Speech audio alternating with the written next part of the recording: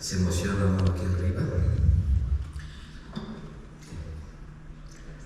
¿Cómo le hacemos para avisarle a la que sigue, señor Vargas? ¿Algo así? El puntero, doctor. Gracias. Gracias. Servidor de la Ciudadela, se encuentra su visita, ya me dijeron, hace cirugía endoscópica por UNAM, FACS y la ACE, que es la Asociación Americana de Endoscopia Gastrointestinal. Tengo conflictos de interés, sí, muchos, de que quiero mucho y luego hablar de nuestra asociación querida de cirugía endoscópica, ATLS, AMSG, los cursos de SECA, se los recomiendo mucho, sobre cirugía de trauma. Aquí voy a esperar un poco, médico legal de Medical Legal Center, que ahora ya tiene otro nombre, pero ya no trabajo como perito. ¿Por qué nos pueden demandar a alguien que hace cirugía de trauma? Porque el paciente que hemos operado, los pacientes que operamos, se nos va una lesión, se llama lesión inadvertida. Cuidado con eso. La culpa no la tiene el que le dio el balazo, no. La culpa no la tiene el que está haciendo una construcción sin protección para sus trabajadores, no. La culpa es nuestra, porque operamos a un paciente y quedó con una lesión inadvertida que otro colega la va a encontrar en una cirugía, la va a referir y por eso el paciente se complicó o se murió.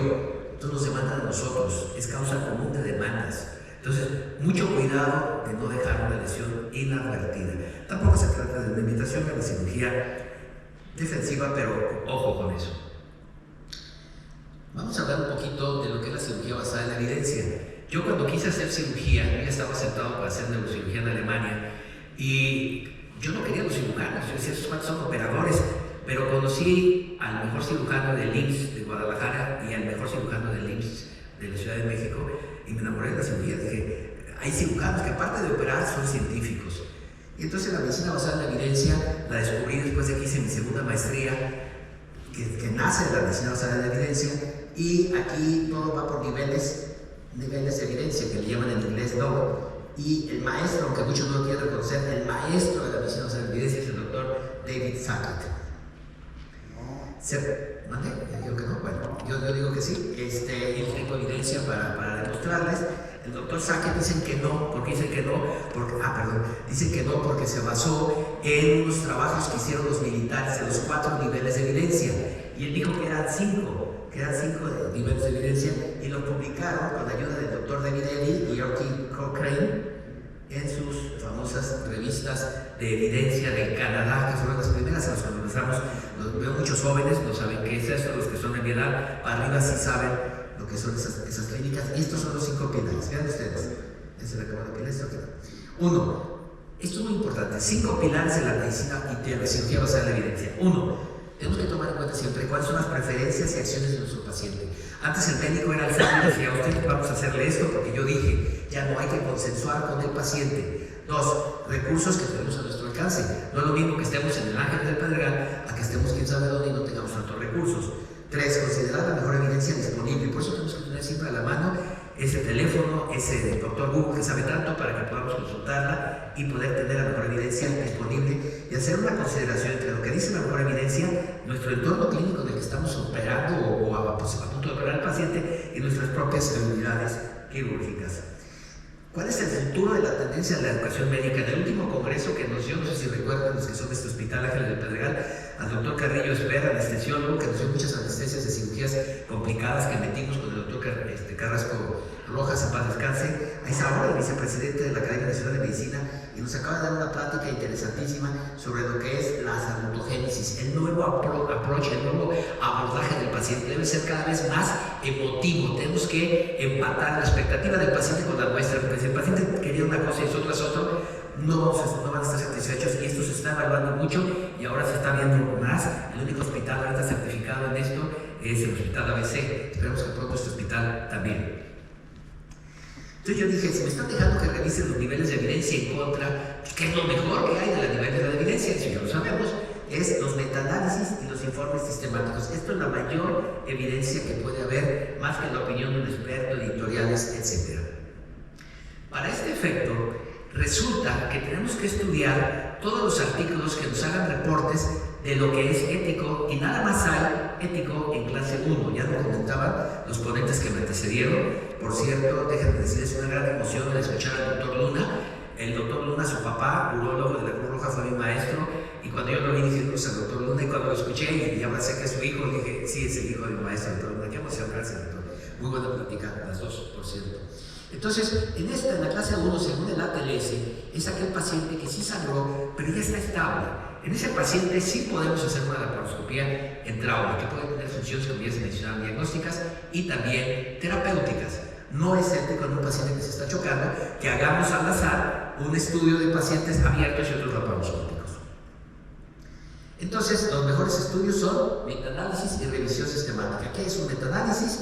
Se trata de un análisis estadístico que combina los resultados de diferentes ensayos clínicos independientes que el analista que está haciendo el estudio considera combinables y consiste por tanto en la integración estadística de estudios independientes. Y una revisión sistemática busca la respuesta a una o varias preguntas en específico. Ahorita vamos a hablar sobre eso y el famoso PICOT, sobre todo basados en la colaboración Cochrane.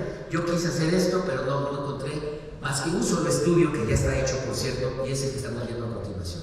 Es un estudio de los chinitos que ellos fácilmente hicieron el estudio, pero nada más en la fase 1. Y en esta, pues encontraron que la pregunta de investigación era muy amplia, se le llama generalmente, desde el punto de vista científico, revisiones narrativas, pero no con una revisión sistemática o metaanálisis que están enfocadas.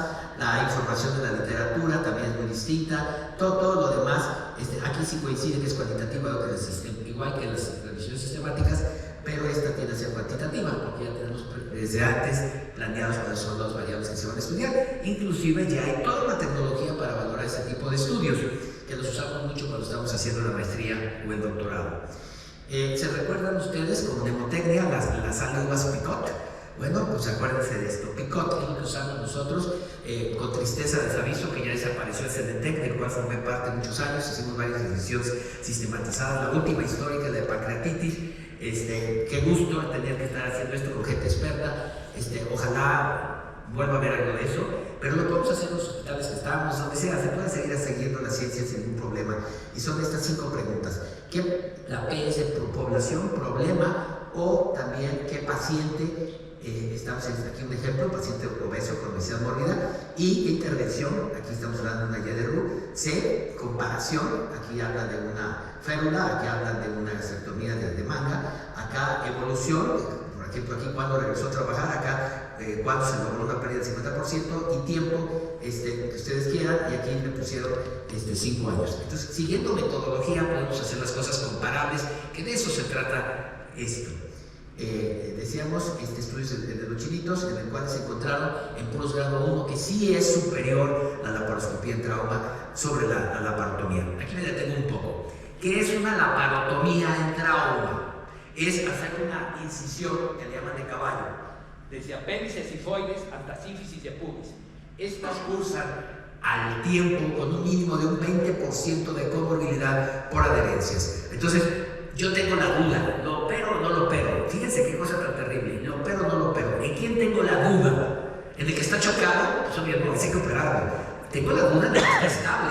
Ahí pudiera entrar la laparoscopia diagnóstica, ¿de acuerdo? Allí sí, pero no vamos nosotros a veces tan fácilmente a decir, pues hago una laparotomía, siempre que aumento mi productividad quirúrgica, porque como bien decía el doctor, muchas de estas van a salir como laparotomías no terapéuticas. Hay unos que le llaman innecesario. Eso de necesario o no necesario queda a veces en el campo de lo subjetivo. Vamos a hablar de terapéuticas y de blancas. En no trauma, blanca quiere decir que abre de no hay nada. El famoso ABC, pero con V o V. Abrir, ver y cerrar. No dice nada. ABC, vamos. En cambio, las no terapéuticas, en trauma, no son blancas. Porque si hay un hematoma por aquí, dice, pero pues es normal, pero no le dice nada. Entonces, las no terapéuticas que no le dice nada.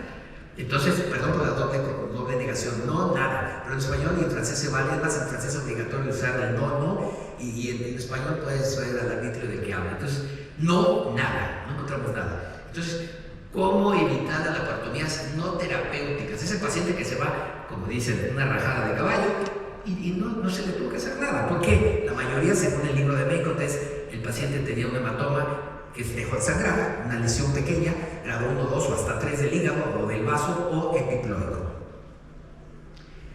¿Dónde hay información a su alcance? La American College of Surgeons nos recomienda todo esto, lo pueden buscar preguntándole al doctor Google, está lleno de referencias que, por cierto, la mayoría son gratis. gustó, de tantos artículos que me hizo revisar, por cierto, aprovecho para agradecerles a los coordinadores, al doctor Oliver y al doctor Felipe Vega, que es nuestro presidente actual de la American College of Surgeons México. Entonces, esta me gustó, las 6 Ws. Aquí viene lo que yo hubiera querido presentarles, pero no había el tiempo, no se puede. Está presentando casos y casos y casos de cada una de las cosas que se pueden hacer en grado 1 por la hemorragia tipo 1. Pedí bibliografía a mis coordinadores y el doctor Felipe Vega me hizo el favor de compartirme este capítulo del 2014 que publicó, y en el 2023 acaba de sacar un libro el doctor con estos autores que también tuve la oportunidad de revisar. Él no me lo compartió, gracias doctor, pero ya lo conseguí. Muy padre, me gustó y les voy a decir por qué. Entre otras cosas porque habla para dónde se ve el lente. El lente que usamos no es el de 0 grados, desde luego, y el que no sabe operar las que con lente de 0 grados pues tiene más limitada la visión, pero los que usamos lentes de 30 o 45 grados, y yo soy endoscopista y lo daba por obvio hasta que le hice un capítulo, el cirujano tiene que saber para dónde está viendo. Entonces, una limitante de la cirugía en trauma, igual que cualquier cirugía, es la exposición. Entonces, si ustedes están haciendo una cirugía en donde se limita la exposición, no la hagan, no es confiable. Por ejemplo, en un paciente que tiene un hemoperitoneo masivo y está sangrando, recomiendan uso de aspirador. En la laparotomía por trauma nunca, con mayúsculas, nunca usamos aspirador, no se debe usar, solamente compresas. Entonces, ¿qué pasa en la laparoscópica? Dicen, podemos recomendar de 10, de 12 o de 5, como suele ser el aspirador. Entonces lleva el hemoperitoneo y menos vemos. O sea, no, si no estamos viendo, hay que abrir al paciente. Pero ¿qué van a decir? Ya muy buena estadística, no importa, nuestra prioridad es el paciente. Por eso algo que le aprendí a la doctora Chotla en hernias, de tomar en cuenta la consideración del consentimiento informado de riesgos, es desde el principio de decir al paciente, a lo mejor lo voy a convertir. No es una complicación, es una necesidad que si la tengo que hacer, la hago. Quizás hay que convertir. Trabajé en muchos hospitales, desde cuando estuve encargado de lo que es el hospital de Occidente, veo gente que me visita de Guadalajara, gracias, bienvenidos, expertos en trauma, muchas gracias. Es importante, en trauma vamos a hablar del mecanismo de lesión. Trauma contuso. El trauma contuso no ha sido tan útil. Hicimos un estudio de laparotomía no terapéuticas en el año 1991, revisión de 10 años previos en Lomas Verdes, Hospital de Trauma de Lomas Verdes, y allí encontramos que los que eran más candidatos a hacer laparoscopía eran los pacientes, obviamente pacientes estables, en cuales había más laparotomía